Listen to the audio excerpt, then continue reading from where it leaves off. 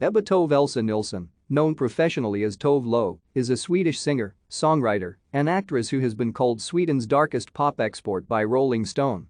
She is known for her raw, grunge-influenced take on pop music. Her honest, complex and autobiographical lyrical content has led to her being dubbed the saddest girl in Sweden.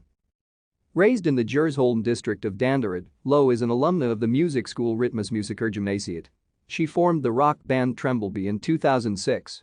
After it disbanded, Lo pursued a career in songwriting and earned a publishing deal with Warner Chappell Music in 2011. Working with producers Alexander Kronlund, Max Martin, and Xenomania, she became a successful songwriter while also recording and releasing her own compositions independently.